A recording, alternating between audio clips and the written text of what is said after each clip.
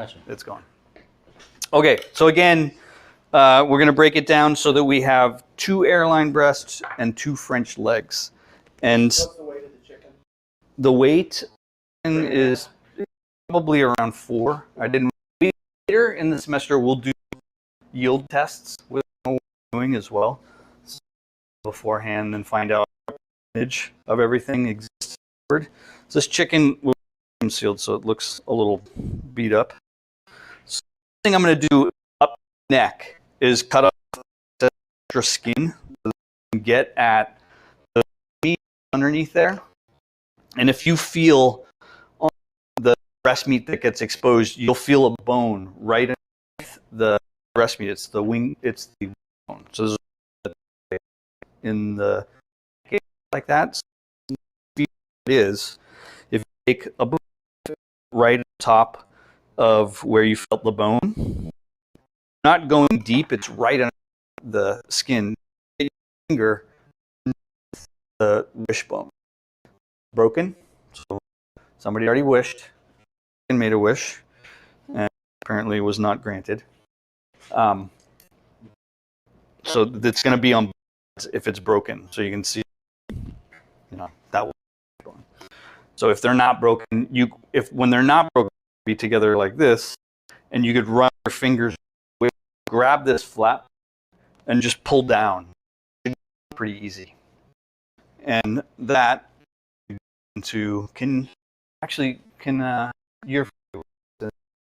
you grab just 3 pans? That's enough out. Just of like 6 pans. So those will just be bone pile. All right, so they'll go in stock, and we'll wait for them before we do the next thing. So that's the first step. The wishbone. The reason wishbone is later going to take the breast, and if you don't take one, then when you cut through the breast, you'll hit the wishbone, and you're going to lose some of the breast meat. It's going to be left on the carcass. So we want to get as much as. Thank you. I'm going to put bones in, and then anything that we're going to discard, another. So like that excess skin from there, I'd put there, and then we'll put all the usable in another spot. So there, then I'm going to French the wings, and got lots of extra liquid. So if you take the wing and you hold it up, this is the drumette, that's the and then that's the wing of the wing. So the drum, if you cut in the middle of it, there's a joint right here. We don't want to cut where the joint is. We want to cut in the middle. So you hit the and cut all the way around. And then use the back of the knife to scrape and make sure that there's nothing connected. You should just bone. So if you take this and stretch it out a little bit like your elbow, but don't imagine your elbow. Stretch it out, and if I snap now, it'll just disjoint this wing where the joint is here, and it should be off. And so you end up with the punched wing, in that case, without any cartilage on it. This cartilage in here, in this wing, we're going to put this hips. So I do the same thing on this side. So again, cut that little flap for the drumette, cut the drumette, and go all the way around. Do a little, and then make sure it looks.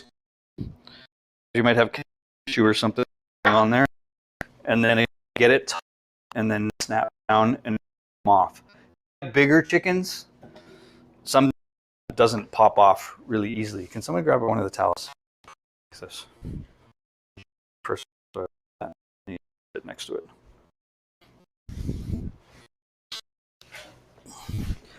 Okay, so that's Frenching the next thing is French the legs, and then we'll start breaking the breast and legs off. So to French the leg, you cut where it's thinnest, so about here on the leg. You cut all the way around.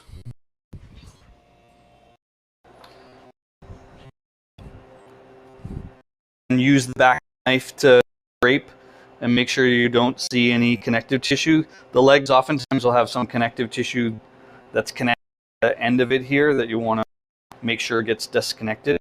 And then if you take the chicken, flip it over, so you're looking at the back of the chicken, and then hold on to the leg and take the boning knife, use the back of the bone and rub it up against the back of the flap of and the leg here. You should be able to get it to pop up a cap of connective tissue that's on top of the bone. If any of these French totally, you're going to see white on top of the bone. And that means it didn't come off. And so we're trying to do the same thing here, is make sure the cartilage pops off.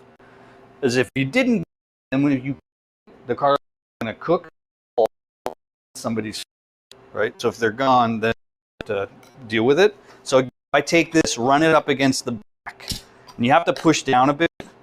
It should pop up. I don't know how well you do the cartilage here. It's white. Hopefully it's in the... It'll pop up. Once it pops up that white cartilage, you can grab it with your pull off that cap. So again, here, that we can put in stock. That has some cartilage in it, which will add to the stock. So we'll do the same thing to the... So cut all rounds.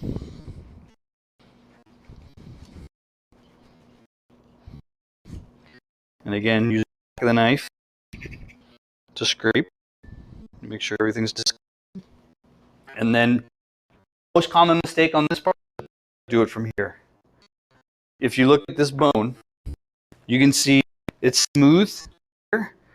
This side, it's got like this kind of ridges to it. So if you're from here and running this way, ridges, it's really difficult to get the cartilage off. If you're doing it from this side, you'll run up against underneath the cartilage and push it off. So that's why you want to flip this over so we're facing the right part of the leg. Everybody got it? So again, I'd run this up against it. Sometimes you'll hear it pop. And it's off. Now both of them are French. So at this point, we're ready to take the legs and the breast off. And so the first thing I would always do is make sure we set the skin in the right place so that we're keeping it, we have it, both of them, especially if we're going to make crusted chicken today, you need skin. So for in between the breast meat and the leg, if you make a cut here, that'll set the skin with the leg is going and the breast stays on.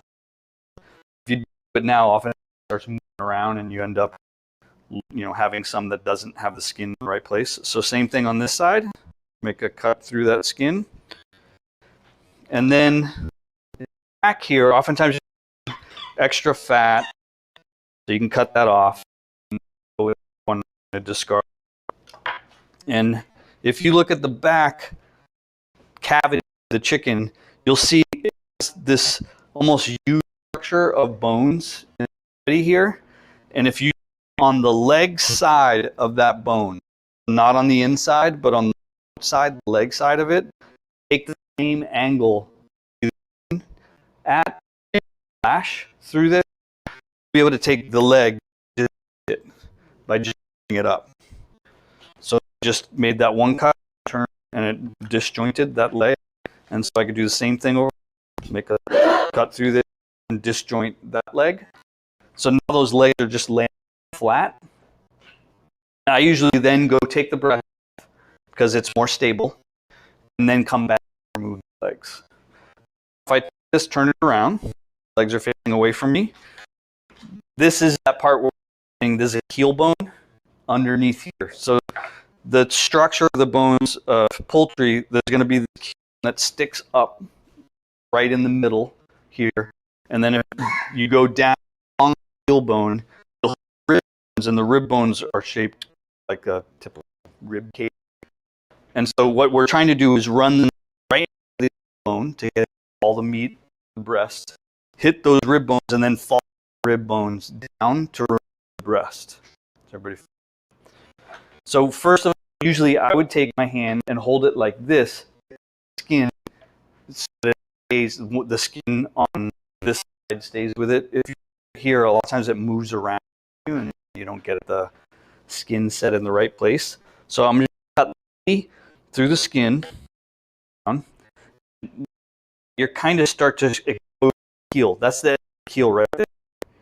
And so I can take this breast, I'm going to cut it at an angle this way, up against that keel, to try and keep the knife nice and clean. I'm pushing very hard. This part of the keel is, as you go, it turns into cartilage, like we were talking about there.